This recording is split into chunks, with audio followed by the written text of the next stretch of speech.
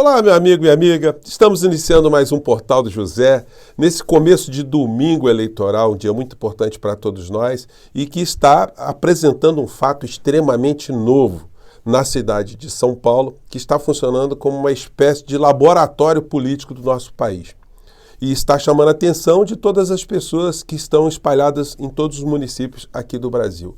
Isso porque hoje nós saberemos o tamanho de um eleitor que eu tenho classificado aqui no nosso Portal do José como o eleitor do fundo do poço, que faz parte de uma parte da extrema-direita aqui no nosso país, que é o eleitor que acaba sempre contribuindo para as coisas ficarem piores, porque vota nulo, porque faz um discurso despolitizado, faz um discurso antipolítica, e agora encontrou um local para depositar essa sua insatisfação de uma forma mais evidente. Alguém que é um criminoso, confesso, alguém que utilizou um expediente criminoso ontem e que está sendo agora exprimido pelo ministro Alexandre de Moraes, causando muitas interrogações que eu irei explicar aqui, irei esclarecer com vocês, junto com algumas informações adicionais. E no final do nosso encontro eu vou compartilhar com vocês uma entrevista internacional que eu fiz, muito bacana, com uma pessoa que é extremamente respeitada e reconhecida no mundo inteiro, e você vai ver aqui por quê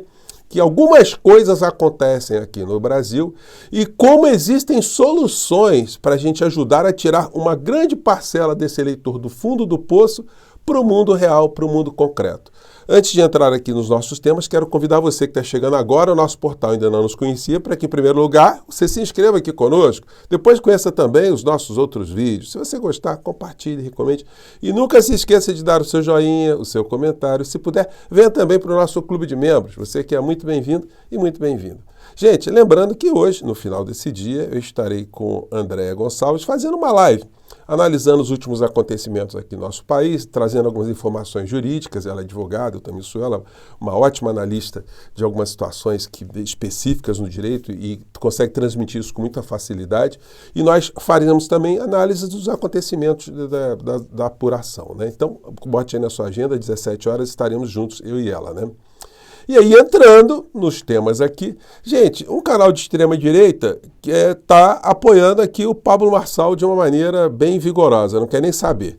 E aí eles transmitiram ontem, eu peguei aqui porque foi no canal que eu vi isso, o Pablo Marçal, mesmo depois do crime que cometeu contra o processo eleitoral, contra o Guilherme Boulos, ele estava lá na Praça da Sé com esse shape aqui, com esse visual. Com a bandeira do Brasil meio que amarrando ele ali, aquela coisa patética, né? O uso distorcido do patriotismo, do símbolo nacional e com esse destemor de parecer muito ridículo, que é um fator da extrema-direita também. Aqui na cacunda de um segurança, né? Falando no megafone. Opa! Deu um problema aqui no vídeo dos caras. Foi só tentar mostrar para vocês. Ah, não, voltou. Cadê? Voltou aqui. Gente, mas enfim, a coisa patética deu um problema aqui nesse vídeo deles aqui, mas só para vocês verem, né? O cara que se propõe esse tipo de coisa. E aí, diante do crime que cometeu, ele acabou caindo nas garras do ministro Alexandre de Moraes e está causando muita confusão interpretativa, inclusive no campo progressista. E isso merece alguns esclarecimentos. Em primeiro lugar, é o seguinte, eu li o despacho do ministro Alexandre de Moraes e muitas pessoas acham que ele está na casa dele e de repente, quer saber do negócio? Eu vou fazer uma coisa aqui só para aparecer. Tem gente que pensa isso. E acontece o seguinte, ele já tinha dado, no meio do mês passado, já orientação para a Polícia Federal, e nós todos sabemos disso, para monitorar aqueles que estavam transgredindo dolosamente a proibição de se utilizar o X no Brasil para a prática de crimes, discurso de ódio, discurso contra as instituições, aquilo que nós já sabemos. Resultado, o Pablo Marçal, violando essa norma, fez a publicação através do X do crime contra o Guilherme Boulos e contra o sistema eleitoral. O que acontece? A Polícia Federal, que estava monitorando, fez um ofício para o ministro Alexandre de Moraes informando essa situação. O que ele tinha que fazer? Falar, não vou fazer nada não, porque senão vão pegar no meu pé, vão dizer que eu estou querendo abraçar o mundo. Nada. Ele fez o que ele tinha que fazer, o que a Constituição nossa, que ontem fez 36 anos, ninguém nem lembrou disso, né? Aniversário da Constituição brasileira, enfim. E notificou a ministra Carmen Lúcia, presidente do TSE, e também o senhor Paulo Gonet, procurador-geral da República, para se pronunciarem no meio dessa história toda, para criar uma base para uma futura cassação desse criminoso, caso o eleitor do fundo do poço tenha um tamanho tal em São Paulo hoje que consiga colocar o criminoso no segundo turno, o que vai dar para a gente muito espaço para análise. Então foi isso que aconteceu. Nada mais, nada menos, o ministro teve que tomar atitude. Esse processo lá eleitoral que criou uma cisânia na direita, que a direita tinha conseguido capitanear esse eleitor do fundo do poço, né? O eleitor inconformado, o eleitor radical, o eleitor que é contra tudo e contra todos e vota até num criminoso, confesso, para tumultuar aquilo que eles chamam de sistema. Isso está preocupando a extrema-direita de tal monta que um desses principais quadros, que é muito ouvido pela direita, está dizendo isso aqui, ó, que tem uma dissidência no bolsonarismo que é comandada pelo Tarcísio e a direita está se esfacelando. Confiram aqui. Principalmente a ala tarcísica, digamos assim. E que, infelizmente, na minha opinião, tem também o dedo do Jair Bolsonaro. Eu falo isso com muita preocupação e tristeza. A direita está se esfacelando, a democracia não existe mais no Brasil e cada vez mais a gente não confia que vai ter eleições. Gente, o delírio é muito grande, né? O mundo paralelo, vocês sabem como é que é, né? Então tá aí a prova que eles acham. O Dudu Bananinha não sabe onde é que bota o pé, se apoia o Marçal, se não apoia, se os crimes deles são crimes, se não são, enfim. Sempre olhando ali para algum tipo de boia salvadora para que a extrema-direita continue a cumprir o papel dela de ajudar o sistema a ficar exatamente como o sistema dizendo que são contra o sistema, engabelando uma série de pessoas. E aí, gente, eu faço um corte aqui para apresentar a nossa entrevista, para explicar para vocês por que eu estou trazendo esse assunto aqui. Porque me chamou a atenção, como eu analiso muitas coisas ligadas à ciência política, o que aconteceu no México. Um presidente reconhecidamente de esquerda, um humanista, ter chegado, depois de 6 anos, recebendo ali bombardeio da Igreja Católica, que é muito forte no México, das elites extremamente corruptas no México, que sempre controlaram o processo político por lá, dos grandes veículos de comunicação. Isso não é pouca coisa. Ele sofreu, inclusive, uma tentativa de golpe, né, dessas estruturas todas para destituí-lo, mas não deu certo porque ele tem grande apoio popular. Chegou ao final de 6 anos com quase 80% de aprovação. Então, isso me chamou muita atenção e aí eu fui para lá para presenciar de perto essa semana, esses dias da transmissão do cargo dele. E eu vi imagens extremamente interessantes ao vivo que eu estive lá, né? E que eu queria compartilhar com vocês, né? Por exemplo, aqui o López Obrador fazendo a despedida do povo. O povo foi para a praça, gente. Foi uma multidão para a despedida de um presidente. Um negócio impressionante. Vocês vão ver aqui a praça de Zócalo, que estava lotada, não se sabe quantas pessoas cabem ali, e as ruas todas, para chegarem lá, estavam lotadas, com muitas torres, com telões. Então, para chegar lá, foi um caos, né? Mas vou mostrar aqui para vocês aqui como essa despedida foi muito emocionante para todos os mexicanos, né? ¡Vivan todas y todos los mexicanos! ¡Viva! ¡Viva la cuarta transformación! ¡Viva! ¡Viva México! ¡Viva! ¡Viva México! ¡Viva! ¡Viva México! ¡Viva! Aí ele toca um sininho. Gente, olha o tamanho da praça.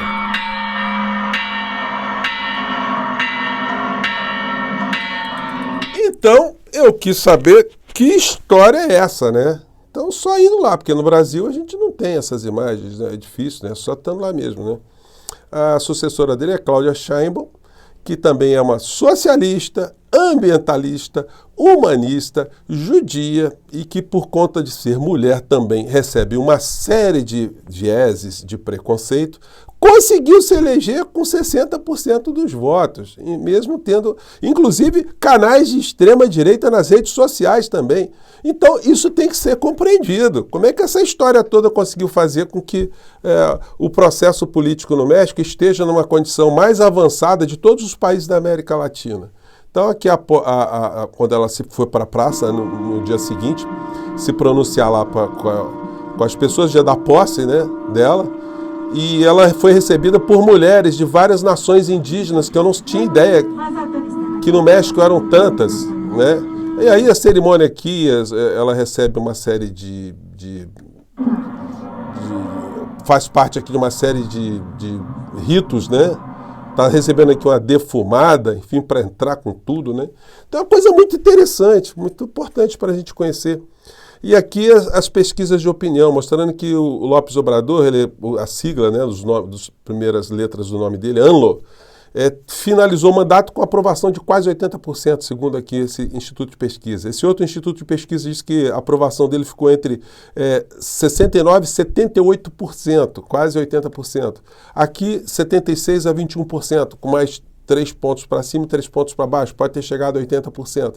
E aí eu fui tentar entender de perto, conversando com professores, com analistas desse processo todo. E aí eu tive o privilégio de conversar com o professor Heinz Friedrich, que é um alemão que publicou mais de 30 livros sobre a América Latina, publicou livro com Noam Chomsky, portanto, uma pessoa espetacular que dá entrevista no mundo inteiro e me recebeu no apartamento dele para esse papo que eu quero compartilhar aqui com vocês. Aqui ele dando entrevista em alemão, a língua nativa dele, né? Enfim, aqui ele fazendo conferência em inglês, né? Então, nos Estados Unidos, aqui ele falando para uma TV russa, e aqui ele falando para o Portal do José para vocês.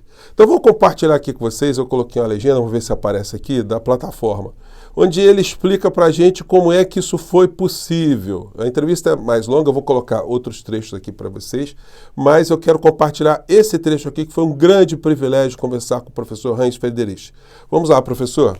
Olá, meu amigo e minha amiga, estamos aqui no Portal do José, hoje para uma entrevista, um bate-papo com uma figura ilustre, um professor muito reconhecido internacionalmente, sociólogo, professor aqui no México, uma das mais importantes universidades do país, e que vai conversar conosco aqui para ajudar a que nós entendamos algumas coisas importantes que estão acontecendo no México e que podem servir de exemplo para nós no Brasil. Então, queria mais uma vez aqui agradecer o professor Heinz Dietrich. Professor, é muito difícil fazer um resumo da história do México, mas eu gostaria então de chegar no final e perguntar quem é López Obrador. López Obrador es un joven de 20 años que empezó a querer transformar el país en beneficio de las mayorías.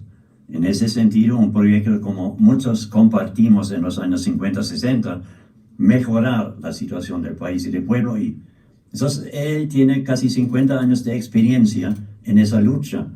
Y cuando la gente pregunta cómo logró él evitar un golpe de Estado en un régimen autoritario, corrupto, oligárquico como el mexicano, un factor clave es que él conoce a fondo el país, el pueblo, la historia y el sistema político de este país. Eso es algo, por ejemplo, que mi amigo Hugo Chávez no tenía. Él venía del cuartel militar y no conocía el sistema político y lo que decía como López Obrador. Entonces, un factor clave es ese conocimiento y la experiencia práctica de luchar 50 anos por el cambio. Gente, só fazendo uma pequena pausa. O professor, ele teve uma aproximação muito grande com o Hugo Chávez e agora ele é um crítico do que está acontecendo na Venezuela, só para deixar aqui esse esclarecimento. E o López Obrador também tem uma formação acadêmica, né? Sí, él estudió aquí en la Universidad Nacional Autónoma, Historia, Ciencias Políticas, y tiene un conocimiento muy a fondo de la historia mexicana, pero no solo esto, también de la historia latinoamericana, es latinoamericanista, ha leído obviamente a José Martí, etcétera, etcétera. Es un bolivariano, aunque nunca usa el término, pero está en favor de la patria grande, como decía Simón Bolívar, ¿no? O nuestra América, como decía José Martí. Na opinião do senhor, qual foi a chave para que López Obrador conseguisse um amplo apoio da opinião pública, dos eleitores, ao longo desses anos todos? López Obrador sabía conectarse con la identidad, la idiosincrasia de las mayorías mexicanas. Y esto a través de una gran innovación comunicativa que en México se llama Las Mañaneras, que es una conferencia de prensa cada mañana de las 7 a las 9 en video con el presidente mismo. Esa instrumentación de vincularse con las mayorías fue fundamental porque se convirtió en una universidad del pueblo prácticamente. Y durante 6 años el presidente explicó pacientemente cómo era la situación del país, qué pensaba hacer y cómo mejorarlo. Y la gente finalmente entendió. Y había diferentes modelos de ese tipo. Fidel Castro hablaba 9 horas en la Plaza de la Revolución explicando la situación de Cuba. Este modelo es nuevo y yo creo que es único a nivel mundial, y esto convirtió la conciencia de la gente en algo mucho más elevado ahora que lo que era hace 6 años. Eso es un factor clave. Y el otro factor clave es que él entendía muy bien a la oligarquía mexicana, a la Fuerza Armada, que siempre decide todo al fin y al cabo, y la Iglesia, por supuesto, muy, muy fuerte en este país. Y entonces, al entender todos esos vectores de poder y de influencia, él supo de una manera homeostática, calibrada, mesurada y con tiempo, conjugar todo en un gran proyecto nacional que al fin y al cabo triunfó. E por isso tem 80% de apoio hoje em dia da população. Mas, e aí, gente, a entrevista segue, eu vou publicar outros trechos desse papo super legal, foi super esclarecedor, mas ele deu um toque aqui, né? Que a comunicação foi a chave de tudo. As manhaneiras que serviram como encontros politizadores. Vocês já me viram falar disso aqui durante muitos encontros aqui no nosso Portal do José, mostrando que esse é o caminho aqui para o nosso país, que deveria ser seguido pelo presidente do nosso país, com um grande exemplo de politização. Isso ajudaria muito a gente não estar enfrentando as situações que nós estamos enfrentando hoje. Mas quem sabe agora, com os resultados eleitorais, que isso possa motivar aí que haja transformações no governo para que cumpra esse papel transformador de se comunicar e politizar a sociedade, né? Eu fico por aqui, gente. Mande seu comentário. Às 17 horas estou de volta com vocês aqui, tá legal? Um grande abraço. Tchau.